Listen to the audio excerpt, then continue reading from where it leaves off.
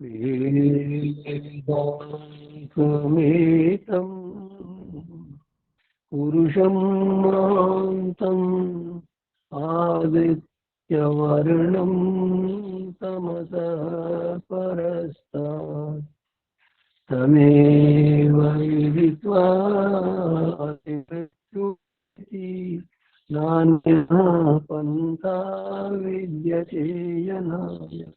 ओम शांति शांति शांति। प्रिय बंधुओं, मातृशक्ति, हम योग दर्शन व्यास भाष्य को जानने के लिए प्रयत्न कर रहे हैं। इसके पहले सत्संग में ईश्वर के स्वरूप के विषय में सुन रहे थे, उसी विषय को आगे बढ़ाते हैं।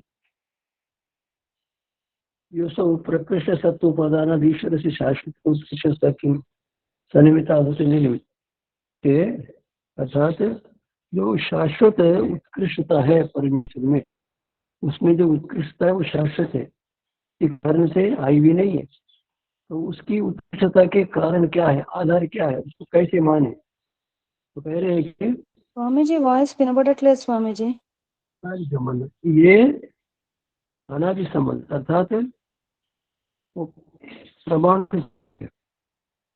शास्त्र से वो सिद्ध है, उसे शास्त्र सिद्ध है। ये तस्माद ये तद होते साधे विषय कहते हैं कि शास्त्र माताजी ఒక్కసారి మీ ఫోన్ కూడా చూడండి వస్తుంది బానే। शास्त्र बतला रहा है कि परमात्मा का स्वरूप ऐसा है। शास्त्र पर कहते हैं वो शास्त्र किस आधार पर प्रमाण है? परमेश्वर को बतलाने के लिए शास्त्र प्रमाण है। तो शास्त्र में प्रमाण, शास्त्र के प्रमाण में क्या है? परमेश्वर, अर्थात एक दूसरे ऐसे संबंध है, एक से दूसरा दूसरे से पहला सिद्ध हो जाता। जैसे प्रकाश से सूर्य, सूर्य से प्रकाश, प्रकाश सूर्य का ही के लिए प्रकाश की आवश्यकता होती है। इस प्रकार समझ, ये तो शास्त्रोत्कर्ष और ईश्वर सत्य वर्तमान अनादि कहते हैं। शास्त्र का और उत्कर्ष का ये अनादि संबंध है, इसका संबंध का बना है। अस्मादि तद्भवति सात्व ईश्वर, इसलिए ये है कि वो सदा ही मुक्त है, कभी बद्ध कभी मुक्त नहीं होता, सदा ही मुक्त है, सदा ईश्वर, कभी ईश्वर कभी आधिपत्य को स्वीकार करना, सदा ही सबका एक रूप से सब पर अधिकार रखता है, सबको नियंत्रित रखता है। समस्त जीवों को, समस्त जीवों को आनंद देने के लिए, ज्ञान देने के लिए उत्तरदायी रहता है। सदा इसका वो सामर्थ्य कभी समाप्त नहीं होता, कम नहीं होता। तच्च ऐश्वर्य में सामर्थ्य कहते हैं कि उसका जो उत्कृष्टता कहाँ तक है, कहते हैं साम्य। साम्य कहते हैं उसकी उत्कृष्टता के समान कोई दूसरी उत्कृष्टता नहीं। परमेश्वर के समान इतना ऊंचा कोई नहीं है, और परमेश्वर से अधिक ऊंचा कोई भी नहीं है। न तो परमेश्वर के समान है कोई, न तो परमेश्वर है, न तो ऐश्वर्य अंतरंग। अर्थात जब हम देख, एक खसखस का दाना है, उसे सरसों का दाना बड़ा होता, उसे चने का दाना बड़ा होता। इस प्रकार एक से बढ़कर एक से बढ़कर एक से होता ही रहता। जहां पर ये इससे बड़ा ये व्यवहार समाप्त हो जाता है, वो है ईश्वर। न तावत ऐश्वर्य अंतरंग यदि अच्छे जिसको कहते कहते ये इससे बड़ा, ये इससे बड़ा, ये इससे बड़ा कहते कहते जहां पर जाकर बड़ापन समाप्त हो जाता है, वो है ईश्वर। तस्मात् यत्र काष्ठा प्राप्ति ऐश्वर्य से सही, जहां पर अधिकता व्यवहार समाप्त हो जाता है, वो है वहां जाकर इससे बड़ा ऐसा व्यवहार होता ही नहीं। उससे बड़ा कोई ना होने से ऐसा व्यवहार नहीं होता, इसीलिए वही ईश्वर। न चाह तस्मात् तत्समान ऐश्वर्य मस्ती, उसके समान ईश्वर, समान आधिपत्य, उसके समान सब पर नियंत्रण करने का, सबको नियंत्रित करने का सामर्थ्य किसी में है नहीं, समान नहीं है। तस्मात् ये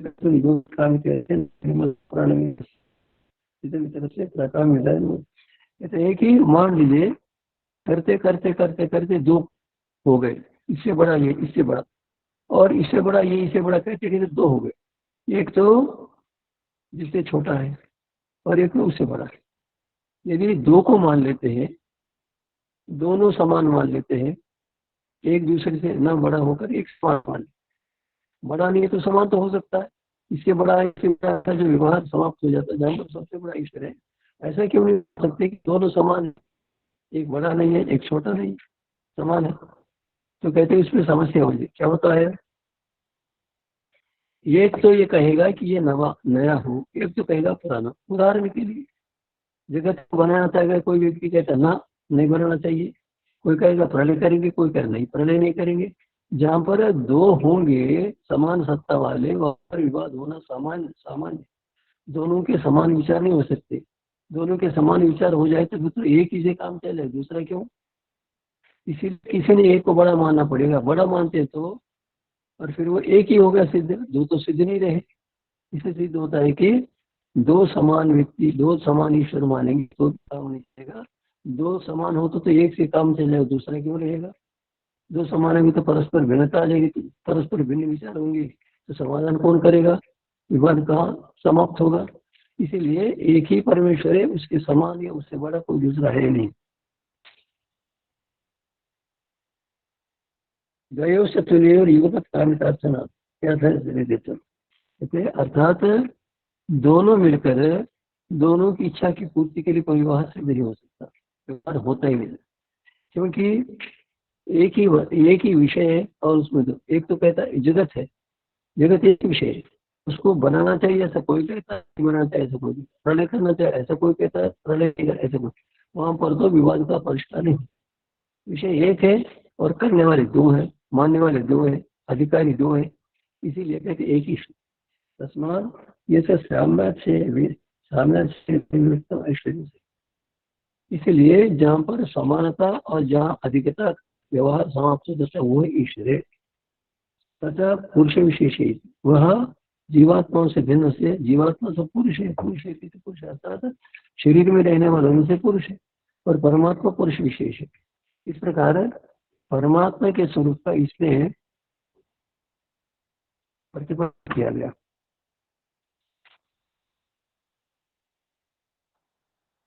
अब आगे कहते हैं तत्र निरक्षण सर्वजीव, कहते हैं कि सर्वज्ञता का सामर्थ्य परमात्मा में अधिक है। तो कहते हैं परमेश्वर संसार में अनेक विषमताएं हैं, अनेक प्रकार की समस्याएं हैं, अनेक प्रकार के भिन्न भिन्न व्यवहार हैं। इसमें इसका कारण यह है कि ईश्वर के विषय में समान ज्ञान नहीं है। यदि मनुष्य अपने जीवन में कर्तव्य होना चाहे, सफल होना चाहे, धर्मार्थ काम मोक्ष को प्राप्त होना चाहे, सुख संपत्ति को प्राप्त करना चाहे, दुखों से मुक्त होना चाहे, तो ईश्वर के स्वरूप को, ऋषि महर्षि ने कहा है कि संसार में ईश्वर से विचित्र कोई पदार्थ है नहीं। संसार में सबसे विचित्र पदार्थ, हम संसार के पदार्थों को देखते हैं, एक से बढ़कर एक विचित्र है। किसी फूल को देखते हैं, बहुत विचित्र है, बहुत विचित्र है, उसकी पंखुड़ी में वो पंखुड़ियों से रस कैसे आता है, कैसे वो वायु को लेता है, सारा पता। अर्थात तो संसार के किसी पदार्थ को देखते हैं विज्ञान की दृष्टि से, वैज्ञानिक दृष्टि से, तो विलक्षणता दिखती, विशेषता दिखती, किंतु ये विशेषता, ये विस्मय वाली विशेषता, ये परमेश्वर से अधिक नहीं। परमेश्वर ने सबसे अधिक विचित्र, सबसे अधिक विचित्र पदार्थ संसार में परमेश्वर ही है, और सबसे जाने योग्य परमेश्वर ही है, सबसे सूक्ष्म परमेश्वर ही है।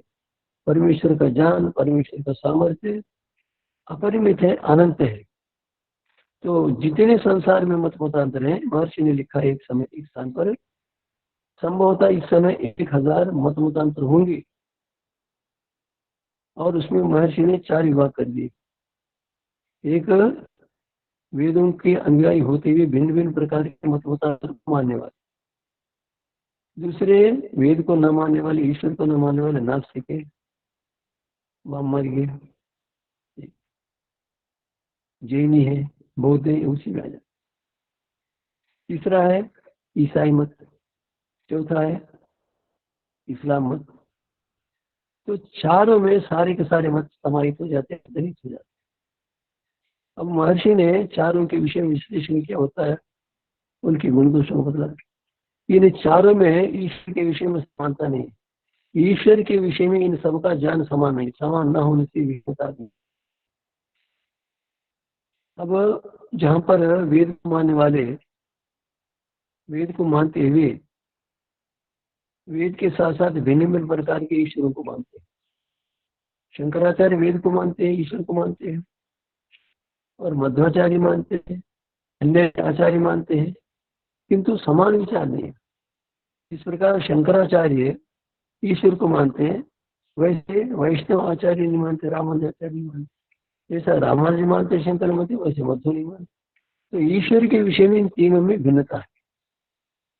और पौराणिकों में क्या है, पौराणिक लोग तो ईश्वर के भिन्न प्रकार से मानते हैं। उसको कोई एक देश मानते हैं, कहीं सर्वदेशी मानते हैं, कहीं कुछ मानते हैं, और ईश्वर के अवतार मानते हैं। ईश्वर के रहने का स्थान भिन्न भिन्न मानते हैं, ईश्वर के सामर्थ्य को भिन्न भिन्न प्रकार से मानते हैं, और कर्मों के फल के देने के विषय में मत बताता है, और कर्मों के फल को देने में पक्षपात भी हो जाता है। और जहाँ पर ईश्वर के अवतार मान लिए, वहाँ अवतार भी एक समान नहीं है।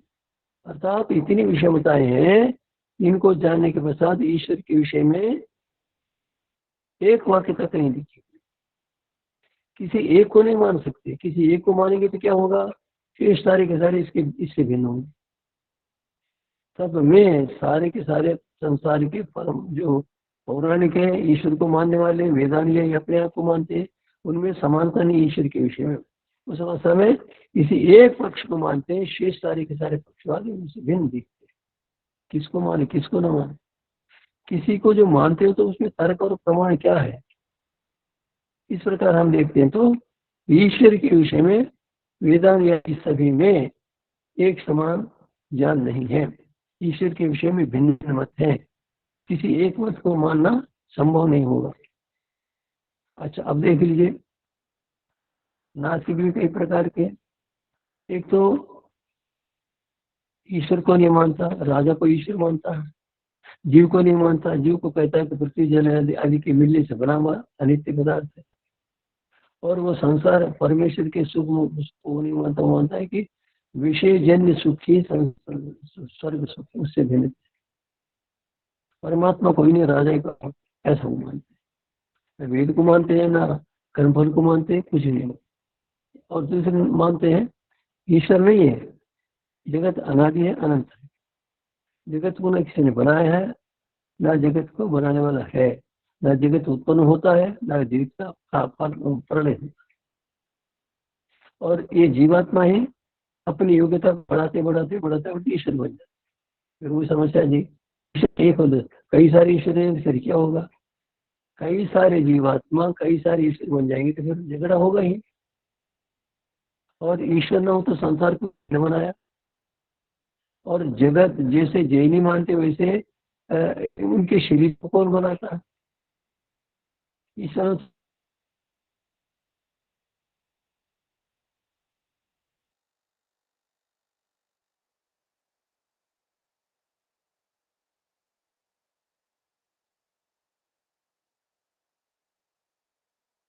అక్కడ ఏదో సమస్య ఉన్నట్టుంది స్వామీజీ దగ్గర, స్పష్టంగా లేదు కదా. ప్రస్తుతానికి రికార్డింగ్ జరుగుతుంది కదా, ఎక్కువ అయింది. तो आज तक कोई मनुष्य, अब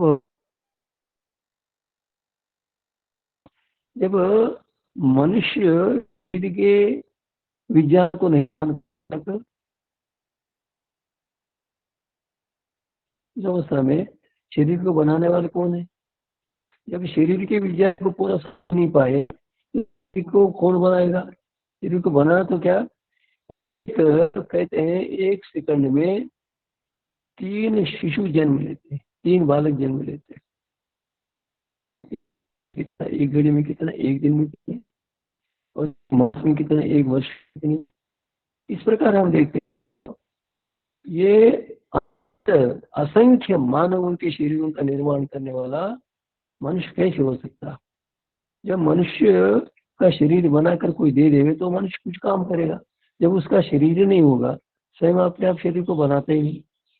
शरीर किसी ने बनाया, फिर समस्या आ जाएगी। कहते हैं कि यह अनादि अनंत है और इसका कोई बनाने वाला है नहीं, ये नित्य है। प्रश्न ये है कि जो एक अवयव को देख लेते, जैसा कि मिट्टी का घड़ा है, मिट्टी के घड़े को देख लेते हैं, मिट्टी के घड़े को नित्य नहीं मान सकते। क्यों? मिट्टी के घड़े के अवयव होते हैं, जो अवयवों से मिलकर बना होता है वो नित्य नहीं होता। तो इस जगत के, इस संसार के बहुत प्रकार के अवयव हैं। इन अवयवों से बना हुआ नित्य कैसे होगा? अवयवों के पृथक होने से अवयवी जो पदार्थ है वो नष्ट माना जाए। तो अवयवों के विकृत होने से, अवयवों के मिलकर बनने से, अवयवों के पृथक होने से वो पदार्थ समाप्त नष्ट हो जाएगा। तो इस जगत को नित्य कैसे मान सकते हैं? अवयवों से बनकर तैयार हो, नित्य हो नहीं सकते। इसीलिए सिद्ध होता है कि ये जैनियों का पक्ष ठीक नहीं। तो परमेश्वर को न मानने के कारण से उनको ये मानना पड़ा संसार अनादि। संसार को बनाने वाले कौन है पूछे तो संसार को बनाने वाला ईश्वर मानते ही नहीं, फिर क्या करें? संसार अनादि अनंत नित्य है, ऐसे रहेगा, ऐसे ही चलता आया है। ये तो कोई सिद्धांत नहीं। अर्थात जो अवयव से मिलकर बना हुआ है वो नित्य कैसे हो सकता है? और नित्य है और जगत में ये नित्य नहीं है, तो ये मनुष्य का शरीर कैसे हुआ? कौन बनाता है? इस प्रकार के ईश्वर को न मानने से अनेक प्रकार की समस्या उत्पन्न हो। एक तो जैन बना, दूसरा बौद्ध है। बौद्ध व्यक्ति भी ऐसे मानते ईश्वर के विषय में कोई उनका निश्चित। तो ईश्वर के विषय में यथार्थ जानना होने से, समान जानना होने से अनेक प्रकार के वो बुद्ध को ही परमेश्वर के समान मानते हैं। और बुद्ध के मानने वाले, बुद्ध का कोई लेख न होने से बहुत वर्षों के पश्चात मिलकर बुद्ध का जो शिष्य था, एक प्रकार से चचेरा भाई था, आनंद था, बहुत बड़ा मेधावी था, स्मृतिमान था। उसने उनसे पूछा तो उन्होंने कहा कि अमुक अमुक प्रकार से बुद्ध ने ये व्याख्यान दिए थे। तो उनके व्याख्यानों के आधार पर एक मत को बनाया है बौद्ध मत। अब बौद्ध मत में 4 शाखाएं हो गई। एक माध्यमिक है, एक योगाचार है, एक सौतरांतिक है, एक वैभाषिक है। चारों समान विचार वाले नहीं, चारों बुद्ध के शिष्य है, बौद्ध है, किंतु एक समान नहीं होती, एक समान नहीं मानते। तो ये असमानता एक मत में संभव नहीं हो सकता।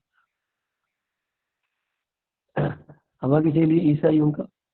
ईसाई मानते हैं ईश्वर को पापों की क्षमा करने वाला, एक देश में मानते हैं और उत्पत्तिमान मानते हैं। पता है क्या क्या मानते हैं? उसका स्थान भिन्न है, एक स्थान पर रहता है, मनुष्यों को बुलाता है, मांस पकाने के लिए कहता है, किसी से कुश्ती करता है। ये तो ईश्वर कहता है। जो एक शरीर के रक्षण होते वैसे ईश्वर के रक्षण भी मानते। और उनके शिष्य अपने आप को मानने वाले ईसाई पादरी बहुत सारे पद है और उन सब में ऊपर है पोप कहलाते हैं और पोप जैसा कहता वैसे मानते हैं। पापों को करने के लिए शैतान होता पाप। और शैतान कौन है ये नहीं बतलाते। और शैतान मनुष्यों को बेकार। प्रश्न ये होता है कि शैतान को किसी ने उत्पन्न किया? शैतान को उत्पन्न करने वाला कौन है? यदि परमात्मा ने तनिक 2 हो गए, एक शैतान एक परमेश्वर ईश्वर हो गए, 2 हो गए तो एक कैसे माने? यदि शैतान को परमात्मा ने बनाया तो शैतान का बड़ा शैतान हो गया परमेश्वर, क्योंकि शैतान उल्टा काम करता, परमेश्वर कुछ नहीं कर सकता। इस प्रकार परमेश्वर के स्वरूप को न जाने से अनेक प्रकार की भांति में फंसे, भ्रांति फंसे हुए, अनेक प्रकार के मतमतांतर में, अनेक प्रकार के विचार में फंसे। एक वाक्यता नहीं हो रही। इससे जैसे कि वेदांत शास्त्र वाले मानते हैं, वेद वाले मानते हैं, परमेश्वर के स्वरूप को यथावत जानने से, परमेश्वर की आज्ञा का पालन करने से परमेश्वर उनको आनंद, ज्ञान देता है, आनंद देता है, बल देता है, सहन शक्ति देता है। इस प्रकार के गुण। और पापों को क्षमा नहीं मानते, पापों की क्षमा ऐसे नहीं मानते, पापों का फल परमात्मा से ये दे देगा तो सारे के सारे पाप कर्म छोड़कर धर्मात्मा बनकर मुक्ति को प्राप्त करेंगे। ये परमात्मा क्षमापन करता रहे, क्षमा करता रहे पापों की क्षमा, तो सारे के सारे फिर पापात्मा बन जाएंगे। तो पापों के विषय में भिन्न भिन्न प्रकार के वैदिक सिद्धांत नहीं होते। वैदिक सिद्धांत वाले परमेश्वर की सर्वज्ञता मानते, और जैसा ईसाई मानते पर्याप्त मात्रा में मुसलमान वैसे मानते परमात्मा। मुसलमान भी एक स्थान पर मानते और परमेश्वर को आकार वाला मानते हैं, और परमेश्वर पता नहीं क्या क्या करता है। परमेश्वर जो है ना भिन्न भिन्न प्रकार के आदेश देता है। उनका जो मोहम्मद साहब है वो दिखलाते हैं कि ये परमेश्वर की आदेश है, परमेश्वर ने आदेश दी। वो मोहम्मद साहब का परमेश्वर का क्या संबंध है? वो परमेश्वर की आज्ञा को मोहम्मद साहब कहाँ से ले आते हैं? मोहम्मद साहब को परमेश्वर ने प्रतिनिधि क्यों मान लिया? मोहम्मद साहब जो देता है ये परमेश्वर को से कहते हैं। परमेश्वर को से आया कि नहीं आया कि कौन को पता। तो कुरान में बहुत सारे परस्पर बातें, तो उसमें भी पापों की क्षमा मानते। पापों की क्षमा होने का खाली रूप से पापों की क्षमा मानने वाला परमेश्वर नहीं हो सकता। परमेश्वर को जानने वाला नहीं माना। परमेश्वर को जानने वाले पापों की क्षमा नहीं। यदि न्यायालय क्षमा कर ले, राजा क्षमा करने लगे तो पापों की संख्या बढ़ जाए। पापों को दूर कौन करेगा? पापों का दंड मिल जाता तो आगे पाप न करने का प्रबंध हो जाता, तो पापों से मुक्त होकर धर्मात्मा बन जाता। इस प्रकार और ये सारे के सारे ईश्वर का स्थान विशेष मानते हैं। कोई कैलाश पर मानता है, कोई शिवपुर में मानता है, कोई सातवें हाथ पर मानता है, कोई तीसरे हाथ पर मानता है, कोई पता नहीं वो कहाँ। अर्थात ये सारे के सारे जितने मत मतांतर है वो सारे के सारे ईश्वर के स्वरूप को एक समान मानने के कार्य। अथवा ये कहना चाहिए ईश्वर के स्वरूप को ठीक ठीक जाना। जैसे पतंजलि ने क्लेश कर्म विपाक आशय परामर्श के प्रदेश का है। क्लेश अविद्यादि क्लेश, कर्म पुण्य पाप, पुण्य पाप, अपुण्य अपुण्य, विपाक उनका परिणाम, आशय उनके पश्चात करने के साथ मुद्रा उनका फल। ये जिनमें नहीं है वो ईश्वर है। अब इन सभी मत मतांतर वालों में ये जिनको ईश्वर मानते हैं उसमें क्लेश है, उस ईश्वर में अनेक प्रकार के क्लेश, अविद्या है, अस्मिता है, राग है, द्वेष है। अब वो पता नहीं क्या क्या होता है, अर्थात उसमें अनेक प्रकार के क्लेश। अब कुछ लोग तो ईश्वर वेद को मानने वाले राम को मानते हैं ईश्वर, कृष्ण को मानते हैं ईश्वर। अब कृष्ण को ईश्वर मानते हैं तो कृष्ण तो कई प्रकार से दुखी हुए, किस प्रकार से पता नहीं कितने। और राम को मानते हैं, राम भी कई कृष्ण से, सीता चोरी गई, सीता की चोरी को होने के बाद वो दुखी हो जाते हैं। वो पूछते हैं कि हे वृक्षों तुमने सीता को देखा है क्या? हे हिरण तुमने सीता को देखा है? अरे क्या हो, ये परमेश्वर की क्या है? अर्थात परमेश्वर में क्लेश नहीं होते। महर्षि पतंजलि ने लिखा है परमेश्वर में क्लेश नहीं होते, क्लेश नहीं। जितने भी लोग परमेश्वर को मानते हैं उन सब में क्लेश है। और इसीलिए पतंजलि ने कहा है कि जिनमें क्लेश होता है वो ईश्वर नहीं। अर्थात जिनको परमात्मा मानते ईश्वर हो ही नहीं सकता। कर्म, कुछ लोग पाप कर्म करते, कुछ पुण्य कर्म करते, परमेश्वर को मान, और उन जिनको वो परमेश्वर मानते पाप भी करते पुण्य भी करते। तो क्या हो गया? पाप पुण्य करने वाले परमेश्वर के होते। विपाक, उनका विपाक होता है। जब पाप कर्म करेगा उसको तो फल मिलेगा ही, पुण्य कर्म का फल मिलेगा, शरीर धारण करना पड़ेगा, शरीर धारण करते फिर अल्पज्य होगा, फिर बंधन में। इस प्रकार परमेश्वर के स्वरूप को ठीक मानने से अनेक प्रकार के मत, अनेक प्रकार से विभिन्न परस्पर विरुद्ध मान्यताएं धर्म के नाम से, परमेश्वर को जानने के नाम से आशय, और आशय का चित्त में आशय रहता, आशय के अनुसार जन्म मिलता, फिर कर्म करता, फिर जन्म, फिर फल। तो इस प्रकार देखते हैं तो परमेश्वर के स्वरूप को जानने में ठीक ठीक जानना होने से, भ्रांति होने से, परमेश्वर के स्वरूप को ठीक न जानने के कारण से अनेक भ्रांति फंस गए, अनेक प्रकार के मत। यदि इन सभी मतों में किसी भी मत में सारी की सारी बातें अच्छी नहीं, किसी मत में सारी की सारी बातें बुरी, इन समस्त बुराइयों को छोड़कर अच्छाइयों को प्राप्त करना होता तो परमेश्वर के स्वरूप को प्राप्त करना पड़ेगा। आज संसार में कई प्रकार के मनुष्य है, वेद को मानने वाले अनेक प्रकार के पौराणिक भाई हैं, आर्य समाजी हैं। इसके पश्चात नास्तिक है, चारवाक है, ईश्वर को न मानने वाले जैन है, बौद्ध है। और ईश्वर को मानने वाले विभिन्न प्रकार से मानने वाले, कर्म फलों को क्षमा करने वाले ऐसे ईसाई है, ईसाई मत को मानने वाले। इसी प्रकार ईश्वर को मानने वाले ईश्वर के स्वरूप विभिन्न प्रकार से मानते, कर्मों को विभिन्न प्रकार।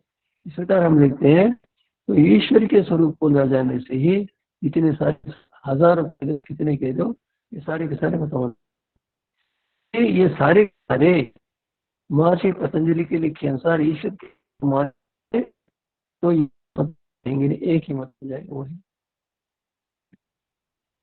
वेद में परमेश्वर के विषय में जितना साक्षात कथन है उसको आज के संसार के वही भौतिक वैज्ञानिक को भी मानना पड़ता है, मानते।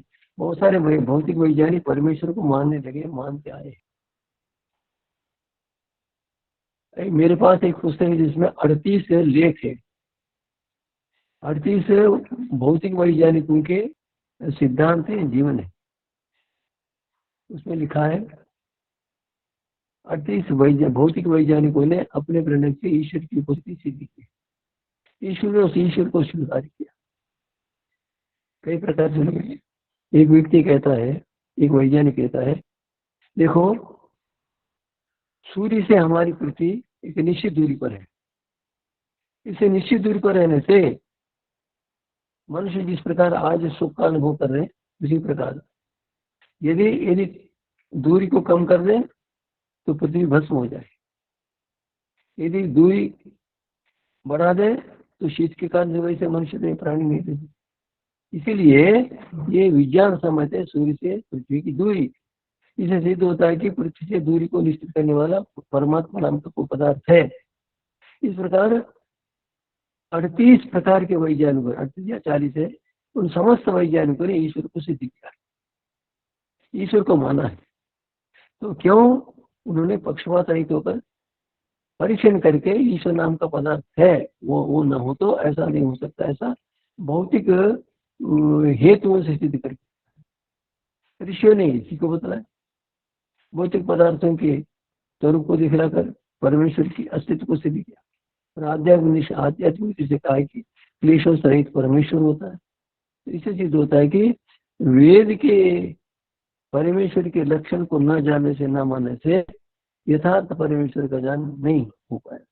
परमेश्वर का ज्ञान यथार्थ न होने से अनेक प्रकार के मतमतांतर बनने से मनुष्य में सुख और शांति का लोप तो शांति मिलती है। और परमेश्वर की आज्ञा का, परमेश्वर को न जानने से परमेश्वर की आज्ञा का पालन नहीं जानते, परमेश्वर की आज्ञा को नहीं जानते, परमेश्वर की आज्ञा के पालन के फल को नहीं जानते। परमेश्वर की आज्ञा क्या है?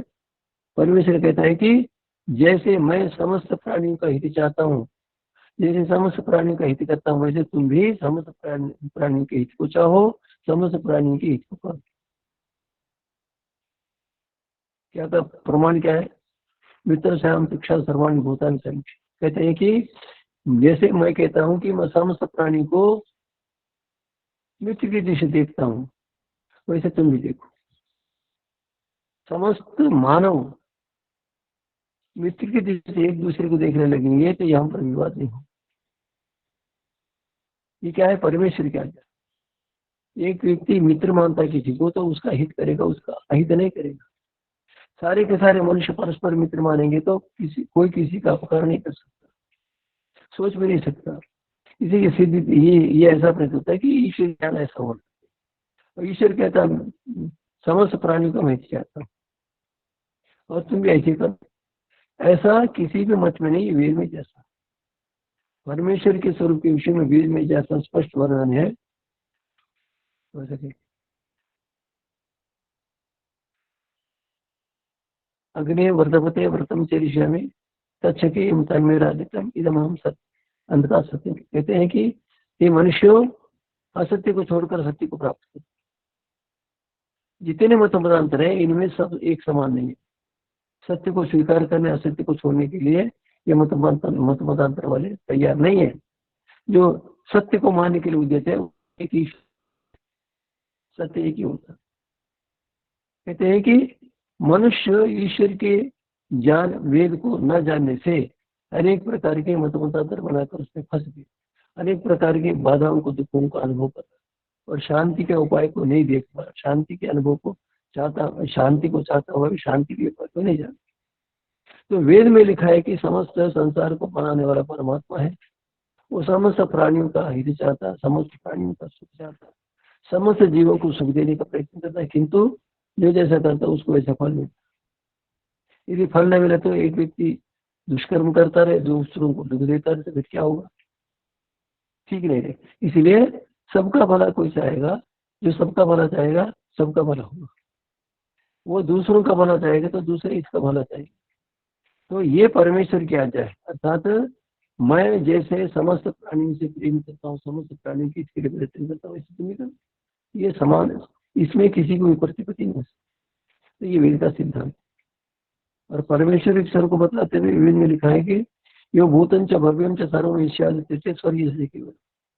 कहते हैं कि जो भूतकाल में उन्होंने वर्तमान संसार को, वर्तमान विद्यमान संसार को, संसार को, तीनों को एक प्रकार से आधिपत्य के व्यवस्थित करता है। तीनों काल में रहने वाले संसार को बनाने वाला, उसका पालन करने वाला, पोषण करने वाला, वृद्धावस्था के होने पर जीव होने पर करने वाला, जीवन के कर्मों को फल देने वाला, ईश्वर ज्ञान देने वाला, ईश्वर से कोई नहीं हो सकता। इस प्रकार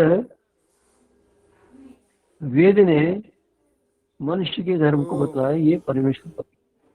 और परमेश्वर क्या आता है? परमेश्वर तो स्वरूप आनंद है, आनंद स्वरूप, जो स्वयं आनंद स्वरूप है, वो दूसरों को तो कैसे देगा? अब मैं थोड़ा सा और बताते हैं। परमेश्वर कैसा? कहते हैं कि अनंत, अनंत परमेश्वर कैसा?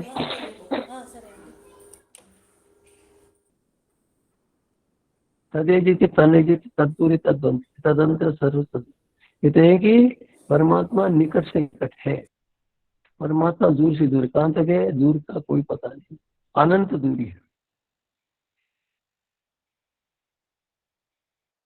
तदंतर से सर्वत्र तदु सर्व, कहते हैं वो समस्त पदार्थों के भीतर बाहर सर्वत्र व्याप्त है।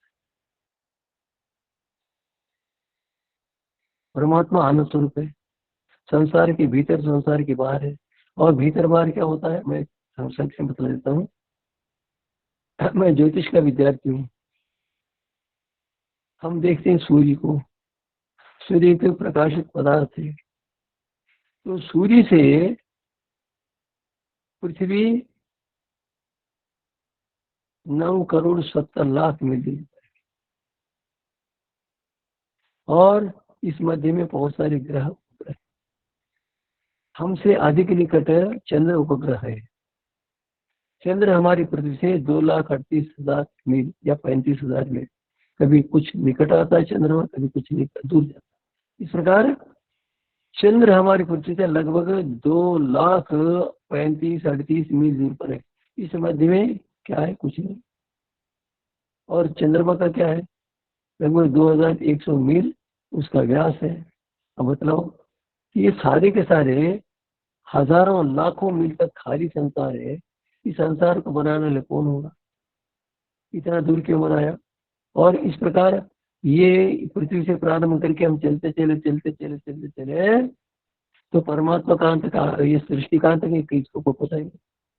सृष्टि को बनाने वाला, सृष्टिकर्ता सृष्टि से अधिक व्यापक होगा। अब जैसे देख लीजिए, यहाँ से हम चलेंगे, कहते हैं दूरी को बतलाने के आज के वैज्ञानिक कहते हैं कि एक, जिसको सेकंड कहते हैं, इसको हम क्षण कहते हैं। एक सेकंड में, एक इतनी देर में क्या होता है? ये प्रकाश है ना, सूर्य का जो प्रकाश है, ये प्रकाश है 1,38,000 मील दूर पर जाता है, दूर तक जाता है।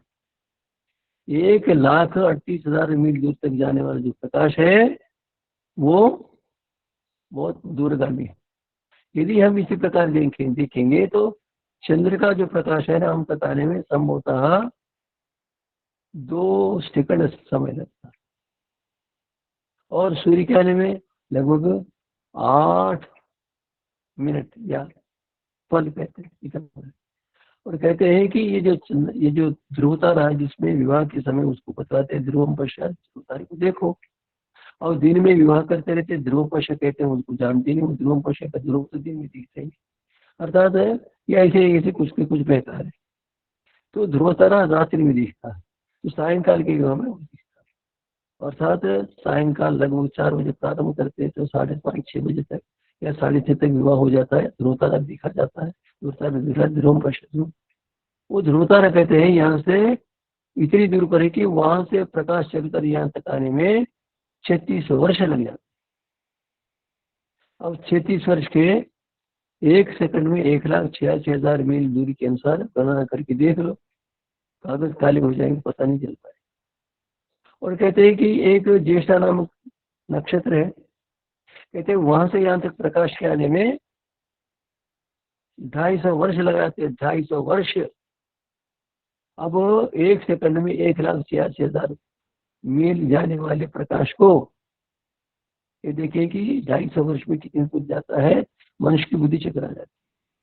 और वैज्ञानिक ऐसे कहते हैं कि 1 अरब 17 वर्ष पहले बने हुए ऐसे सूर्य हैं जिनका प्रकाश आज तक पृथ्वी पर नहीं आया, आगे आगे भी आएगा भी। इतनी दूर तक संसार को बनाने वाला कौन है? इस संसार से परे क्या है? वेद कहता है कि ये सारा का सारा संसार परमात्मा में एक समुद्र में बिंदु के समान नहीं है।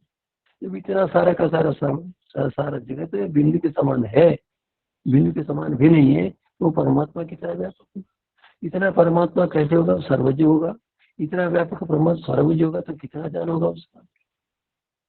इतना बड़ा पदार्थ, उसका ज्ञान कितना होगा? उतना ही होगा। और वो आनंद स्वरूप है तो इतना आनंद स्वरूप है, उसके आनंद की कोई कमी नहीं। ऐसे परमात्मा को न जाने से कितने प्रकार की मतमतांतर बने, इसकी कोई सीमा नहीं। परमेश्वर के स्वरूप को जानने के लिए हमें प्रयत्न करना चाहिए।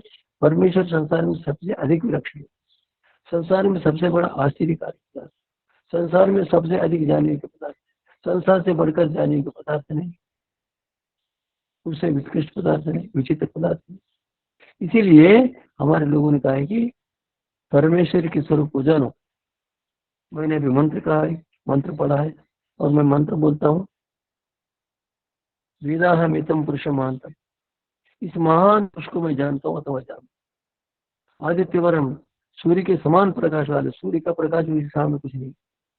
सूर्य के प्रकाश में जीवात्मा का स्वरूप नहीं दिखता, किंतु परमात्मा की ज्ञान से परमात्मा का स्वरूप, जीवात्मा का स्वरूप योगी आत्मा समझ में जानता।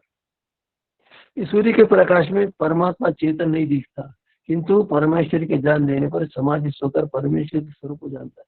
कहते हैं प्रकाश उदाहरण दिया, सूर्य का प्रकाश जैसा प्रकाश वैसा नहीं, तमसा प्रसाद। कहते हैं कि ये सूर्य ऐसा होता है, कभी के बादल छा जाते हैं तो पृथ्वी वालों को नहीं दिखता, कभी के सूर्य किरण होता तो सूर्य तो पीछे वालों को नहीं दिखता। अर्थात तमसा परमेश्वर में कभी अज्ञान भूल इत्यादि नहीं हो सकता। अज्ञान से, अंधकार से सदा दूर है, सदा प्रकाश से विद्यमान, प्रकाश है, ये ज्ञान ही है, ज्ञान सूर्य।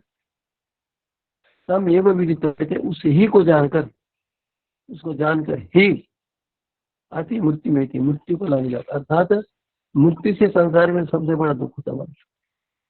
कुछ भी हो जाए, धन संपत्ति चाहिए, किंतु मृत्यु मत करना। वो मरने के लिए तैयार नहीं होता, चाहे सारी संपत्ति देनी पड़े दे नहीं दे देता, चाहे कितने कष्ट को भोगना पड़े भोगेगा, किंतु शरीर को छोड़ना नहीं चाहिए, मरना नहीं चाहिए। एक बार की घटना याद आ गया, महात्मा स्वामी जी थे, उन्हें घटना लिखी है। कभी वो जा रहे थे, बहुत बड़े महात्मा थे, मैंने भी देखा उनको, बाकी नगर आए थे। तो उन्होंने कहा कि एक स्थान पर वो देखने के लिए गए, मंदिर गए, या मंदिर जाते लोग आते रहते, तो मंदिर में जाने वाले जो दोनों ओर मार्ग में भिक्षुक होते हैं, भिखारी, को पैसे देते हैं, दान देते, फल देते, अन्न देते, आते समय दे देते। तो दान मांगने के लिए असहाय व्यक्ति भिखारी बनकर दो मार्ग के दोनों हो जाते मंदिर, और एक व्यक्ति जा रहे थे, जाकर आ रहे थे। एक व्यक्ति ऐसा था भिखारी जिसके दोनों हाथ नहीं थे, और गले में उसे डिब्बा लिटका रखा था, और आने वाले दान देते तो उसी डिब्बे में डाल देते। वो कहते थे कैसा भोजन करते भाई? ये सामने वाला वो जो भोजनशाला वाला है ना, भोजन बेचने वाला, उनसे कहते भाई आ जाओ, आता है, इसमें पैसे गिन के ले जाओ, मेरे भोजन ले आओ, गया था, मुझे खिला दो, देता। अर्थात उससे कहा, बेटा तू मच्छर काट कर क्या करता है? महाराज लेट कर इधर उधर हो जाता। उन्होंने कहा बेटा तुम इतना तुम क्यों करते हो, मर जाओ ना। नहीं महाराज मैं क्या मरूंगा, तुम मर जाओ। अर्थात कोई भी प्राणी मरना नहीं चाहिए, क्यों? मरने से दुख मानता है। तो कहते हैं कि तब एवं विदित्वाते मृत्युमते, उसको जानकर मृत्यु के वजह से मुक्त हो जाता है। एक उदाहरण देता हूँ, भीष्म पितामह महाभारत में आता है, वो महाभारत में पांडवों के द्वारा घायल होकर शरशैया पर लेटे हुए थे। ब्रह्मचारी थे, बलवान थे, कहते थे कि वो मैं एक दिन में पांडवों की सेना को धराशायी कर सकता, इतने महान बलवान थे। 170 वर्ष की अवस्था में युद्ध क्षेत्र में युद्ध कर रहे हैं, पांडव सारे के सारे कांप गए उनकी कुशलता को देखकर। उन्होंने सोचा कि हम तो जीत नहीं सकते, भीष्म पिता, इसीलिए चलो। तो वहां पर ऐसा कहते हैं कि बार बार मृत्यु पास में आने लगा। कहते हैं कि भीष्म पिता ने कहा, देखो मेरे पास मत आना, जब सूर्य अभी तो दक्षिणायन में, सूर्य जब उत्तरायण में आएगा तब आ जाना। कहते हैं कि 72 दिन तक शैया पर लेते थे, मृत्यु को आने नहीं दिया, मृत्यु को लाना, अर्थात मृत्यु से डरते नहीं। महर्षि दयानंद जी ने विलक्षण बात है, संसार में हर पुरानी मृत्यु से भय खाता, किंतु महर्षि दयानंद को भय नहीं था। शरीर को अपने आप छोड़ दिया, सारे के सारे उनके भक्त दुखी थे, आंसू बहा रहे थे, ताकि सारे शांत रहो, आनंदित रहो, धैर्यपूर्वक रहो। वैदिक धर्म का अनुसरण कहकर उन्होंने अपने आप प्राणायाम करके शरीर छोड़ दिया। तो परमेश्वर को जाने वाला दुखों से मुक्त हो जाता, दुखों के भय से मुक्त हो जाता, अर्थात दुखों में भी वो दुखों से मुक्त रहने का इतना सामर्थ्य प्राप्त कर लेता है। शरीर में कुछ दुख होते हैं, उन दुखों को सहन भी कर लेता, अधिक दुख होता है तो उसको कुछ सहन करना पड़ता है, किंतु जब वो शरीर से मुक्त हो जाता है तो दुखी। तो कितना ही अपमान कर, कितने कष्ट देते हुए वो दुखी नहीं होता। परमेश्वर का समर्पित, परमेश्वर को समर्पित करता है।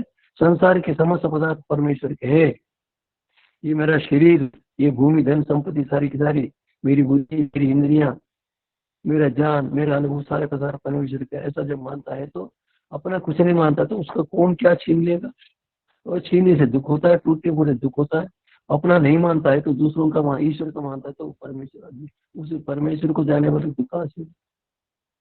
ये कहते हैं कि उसको जानकर ही दुखों से मुक्त हो सकता है, दुखों से मुक्त नहीं हो सकता। तो परमेश्वर के स्वरूप को जाने बिना ही मनुष्य अनेक प्रकार के दुखों में निमग्न है, दुखों में लोटपोट हो रहे हैं, दुखों में त्रस्त है, भयभीत है, मुक्त होना चाहते हैं, मुक्त हो नहीं पा रहे।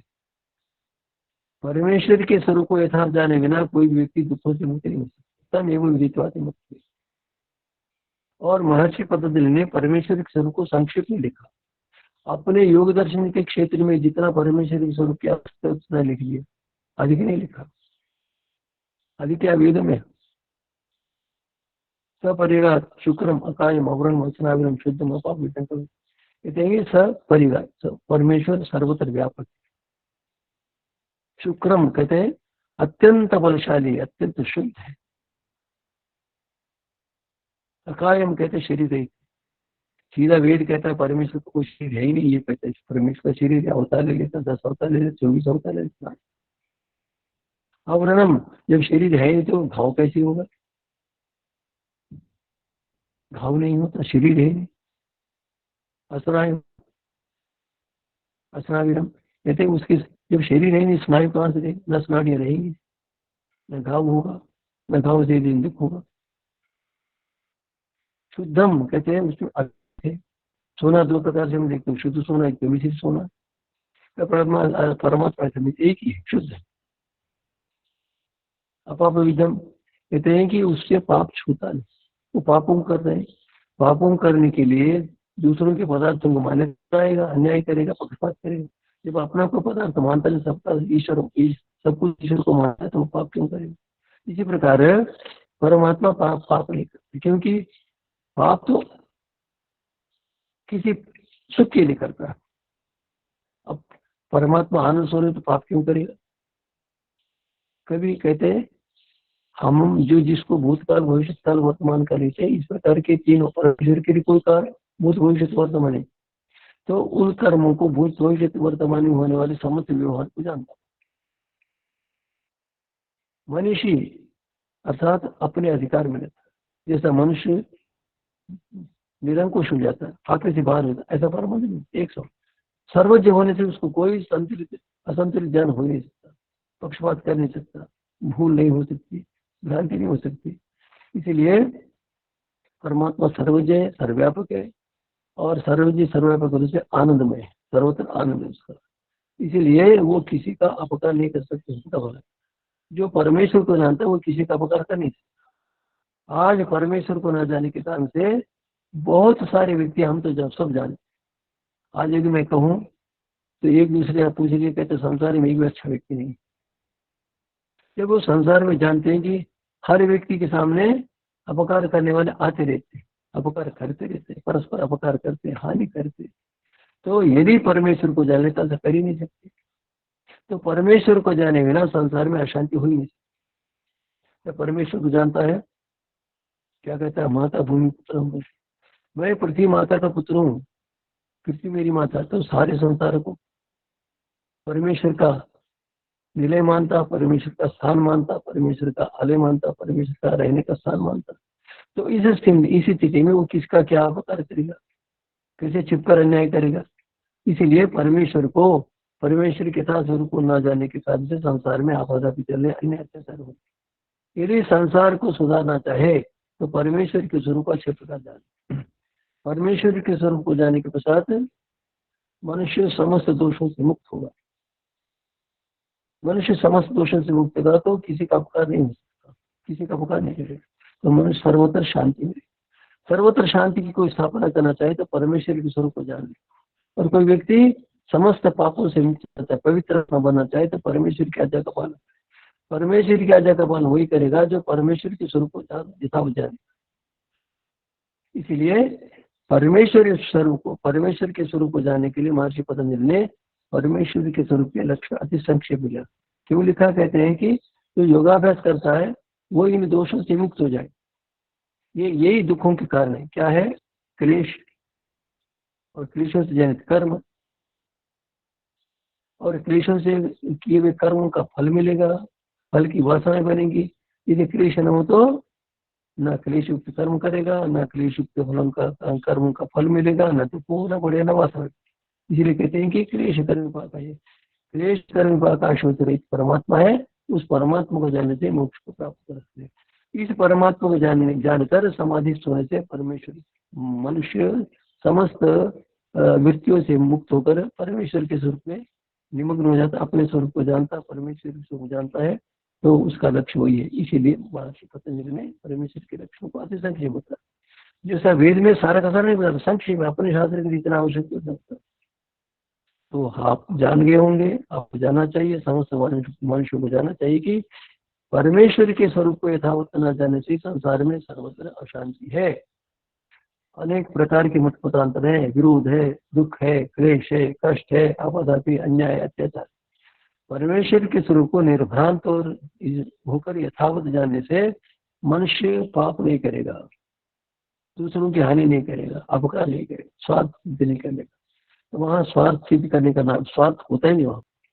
इसीलिए परमेश्वर के स्वरूप को हम जान लें तो हमारा जीवन पवित्र होगा, हमारे जीवन से दूसरे व्यक्तियों का जीवन पवित्र होगा, अशांति दूर हो जाएगी, शांति को प्राप्त करेंगे। परमेश्वर के स्वरूप को जानने वाले मोक्ष के भागी बन जाए।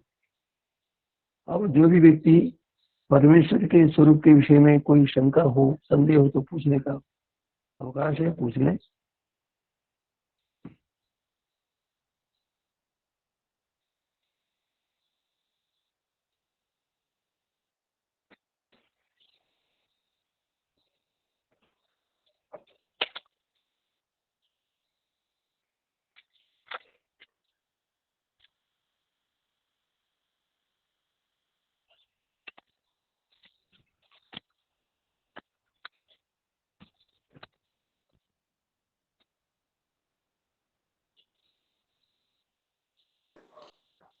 ओम नमस्ते स्वामी जी।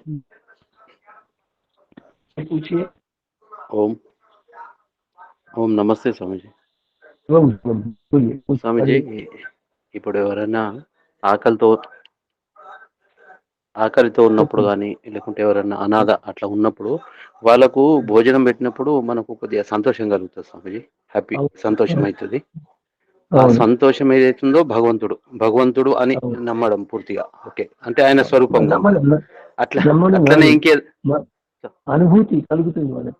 అదే అనుభూతి కలుగుతుంది, అది ఈశ్వరుడు. స్వామిజీ అట్లనే ఇంకేదైనా ఉదాహరణలు ఒకటి దాని వలన మనం ఒక పని చేసినప్పుడు సంతోషం కలుగుతుంది స్వామిజీ. మీరు పరోపకారం చేయండి, అప్పుడు కలుగుతుంది. దేశానికి త్యాగం చేయండి.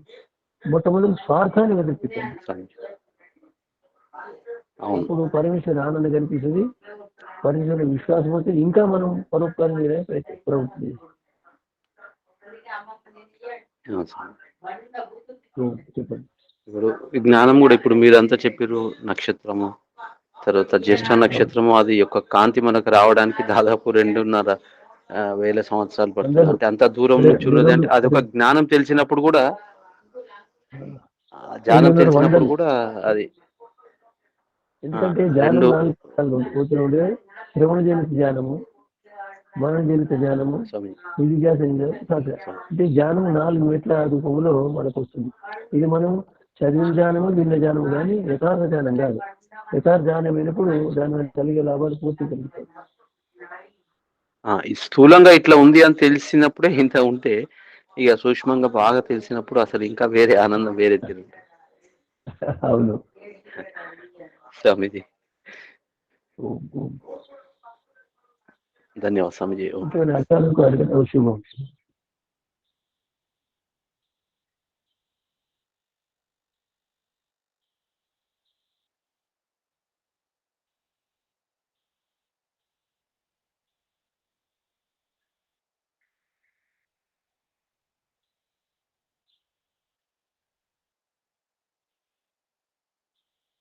అడగాలి.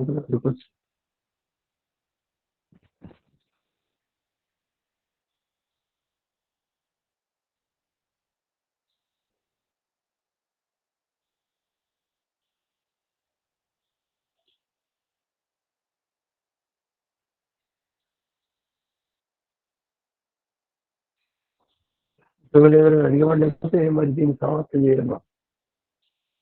ఇది कोई पूछ नहीं रहे तो पूछना नहीं चाहते हो, पूछने वाला नहीं हो, तो इस बात को समाप्त कर दें.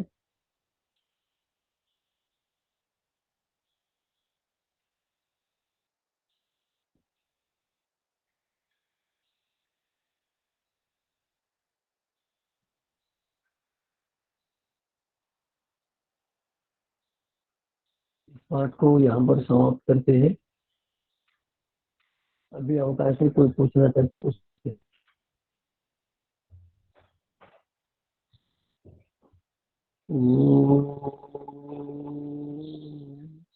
द्यौः शान्तिरन्तरिक्षं शान्ति, पृथिवी शान्तिरापः शान्तिरोषधयः शान्तिः, वनस्पतयः शान्तिर्विश्वे देवाः शान्तिर्ब्रह्म शान्ति, सर्वं शान्ति. शान्तिरेव शान्ति, सामा शान्तिरेधि. ओम शांति शांति शांति.